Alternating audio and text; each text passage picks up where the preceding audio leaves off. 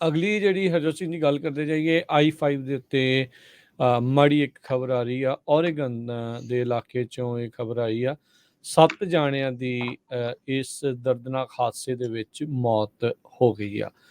ਕਹਿੰਦੇ ਵੀ ਇਹ vehicle crash ਹੋਇਆ ਓਰੇਗਨ ਦੇ ਵਿੱਚ I-5 ਦੇ ਉੱਤੇ ਐਲਬਨੀ ਜਿਹੜਾ ਇਲਾਕਾ ਆਉਂਦਾ ਆ ਉੱਥੇ। ਇਹ ਕਹਿੰਦੇ ਵੀ ਦੁਪਹਿਰੇ 2 ਕੁ ਵਜੇ ਇਹ 2 ਸੈਮੀ ਟਰੱਕਸ ਤੇ ਇੱਕ ਪੈਸੇਂਜਰ ਵਹੀਕਲ ਜਿਹੜੇ ਨਾਰਥ ਬਾਉਂਡ I-5 ਦੇ ਉੱਤੇ ਜਾ ਰਹੇ ਸੀਗੇ। ਐਲਬਨੀ ਤੋਂ 7 ਮੀਲ ਦੂਰ ਸੀਗੇ।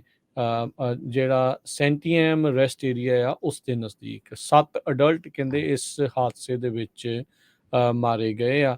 ਇਹ ਨਹੀਂ ਦੱਸਿਆ ਵੀ ਇਸ ਤੋਂ ਇਲਾਵਾ ਹੋਰ ਕਿੰਨੇ ਜਾਣੇ ਜ਼ਖਮੀ ਨੇ। ਇਹ ਜਿਹੜੇ ਪੈਸੇਂਜਰ ਵਹੀਕਲ ਆ ਇਨਵੋਲਵ ਜਿਹੜੀ ਸੀਗੀ ਇਸ ਹਾਦਸੇ 'ਚ ਉਹ ਵੈਨ ਸੀਗੀ। ਸੋ ਉਹਦੇ ਵਿੱਚ ਜ਼ਿਆਦਾ ਲੋਕ ਸਵਾਰ ਹੋਣਗੇ। ਸੋ ਬੋਡੀਜ਼ ਨੂੰ ਕਵਰ ਕਰਕੇ ਉੱਥੇ ਮੈਡੀਕਲ ਐਗਜ਼ਾਮੀਨਰ ਦੇ ਕੋਲ ਜਿਹੜਾ ਉਹ ਪਹੁੰਚਾ ਦਿੱਤਾ ਗਿਆ। ਇੱਕ ਲਾਈਫ ਫਲਾਈਟ ਹੈਲੀਕਾਪਟਰ ਵੀ ਮੌਕੇ ਤੋਂ ਉੜਦਾ ਜਿਹੜਾ ਜ਼ਰੂਰ ਦੇਖਿਆ ਗਿਆ ਆ।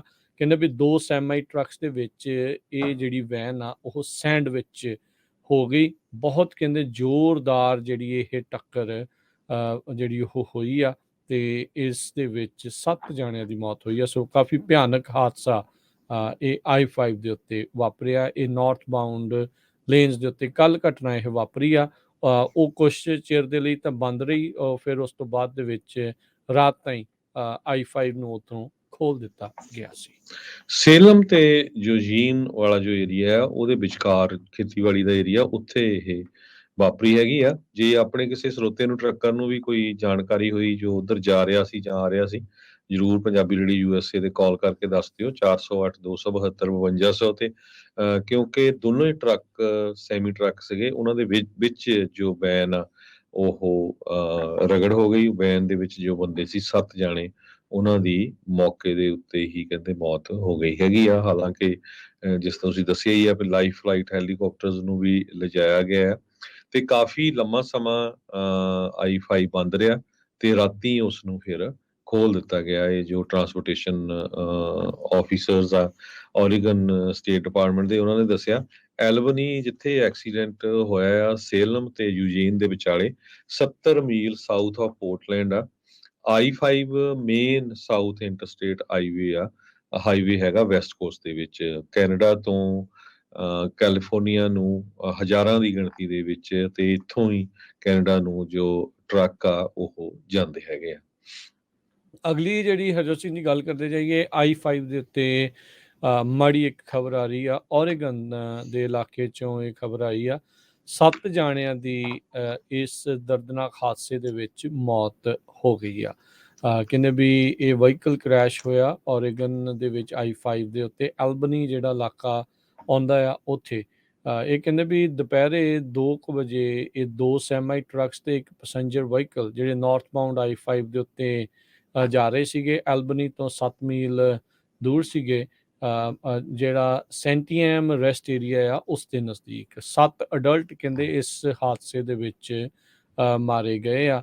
ਇਹ ਨਹੀਂ ਦੱਸਿਆ ਵੀ ਇਸ ਤੋਂ ਇਲਾਵਾ ਹੋਰ ਕਿੰਨੇ ਜਾਣੇ ਜ਼ਖਮੀ ਨੇ। ਇਹ ਜਿਹੜੇ ਪੈਸੇਂਜਰ ਵਹੀਕਲ ਆ ਇਨਵੋਲਵ ਜਿਹੜੀ ਸੀਗੀ ਇਸ ਹਾਦਸੇ 'ਚ ਉਹ ਵੈਨ ਸੀਗੀ। ਸੋ ਉਹਦੇ ਵਿੱਚ ਜ਼ਿਆਦਾ ਲੋਕ ਸਵਾਰ ਹੋਣਗੇ। ਸੋ ਬੋਡੀਜ਼ ਨੂੰ ਕਵਰ ਕਰਕੇ ਉੱਥੇ ਮੈਡੀਕਲ ਐਗਜ਼ਾਮੀਨਰ ਦੇ ਕੋਲ ਜਿਹੜਾ ਉਹ ਪਹੁੰਚਾ ਦਿੱਤਾ ਗਿਆ। ਇੱਕ ਲਾਈਫ ਫਲਾਈਟ ਹੈਲੀਕਾਪਟਰ ਵੀ ਮੌਕੇ ਤੋਂ ਉੜਦਾ ਜਿਹੜਾ ਜ਼ਰੂਰ ਦੇਖਿਆ ਗਿਆ ਆ। ਕਹਿੰਦੇ ਵੀ 2 ਸੈਮੀ ਟਰੱਕਸ ਦੇ ਵਿੱਚ ਇਹ ਜਿਹੜੀ ਵੈਨ ਆ ਉਹ ਸੈਂਡ ਵਿੱਚ ਹੋ ਗਈ। ਬਹੁਤ ਕਹਿੰਦੇ ਜ਼ੋਰਦਾਰ ਜਿਹੜੀ ਇਹ ਟੱਕਰ ਜਿਹੜੀ ਉਹ ਹੋਈ ਆ ਤੇ ਇਸ ਦੇ ਵਿੱਚ 7 ਜਾਣਿਆਂ ਦੀ ਮੌਤ ਹੋਈ ਆ। ਸੋ ਕਾਫੀ ਭਿਆਨਕ ਹਾਦਸਾ ਇਹ I-5 ਦੇ ਉੱਤੇ ਵਾਪਰਿਆ। ਇਹ ਨਾਰਥ ਬਾਉਂਡ ਲੇਨਸ ਦੇ ਉੱਤੇ ਕੱਲ ਘਟਨਾ ਇਹ ਵਾਪਰੀ ਆ। ਉਹ ਕੁਛ ਚਿਰ ਦੇ ਲਈ ਤਾਂ ਬੰਦ ਰਹੀ। ਫਿਰ ਉਸ ਤੋਂ ਬਾਅਦ ਦੇ ਵਿੱਚ ਰਾਤ ਤਾਈਂ I-5 ਨੂੰ ਉੱਥੋਂ ਖੋਲ ਦਿੱਤਾ ਗਿਆ ਸੀ। ਸੇਲਮ ਤੇ ਯੂਜੀਨ ਵਾਲਾ ਜੋ ਏਰੀਆ ਹੈ ਉਹਦੇ ਵਿਚਕਾਰ ਖੇਤੀਬਾੜੀ ਦਾ ਏਰੀਆ, ਉੱਥੇ ਇਹ ਵਾਪਰੀ ਹੈਗੀ ਆ। ਜੇ ਆਪਣੇ ਕਿਸੇ ਸਰੋਤੇ ਨੂੰ ਟਰੱਕਰ ਨੂੰ ਵੀ ਕੋਈ ਜਾਣਕਾਰੀ ਹੋਈ ਜੋ ਉਧਰ ਜਾ ਰਿਹਾ ਸੀ ਜਾਂ ਆ ਰਿਹਾ ਸੀ, ਜ਼ਰੂਰ ਪੰਜਾਬੀ ਰੇਡੀਓ USA ਤੇ ਕਾਲ ਕਰਕੇ ਦੱਸ ਦਿਓ 408 272 5200 ਤੇ।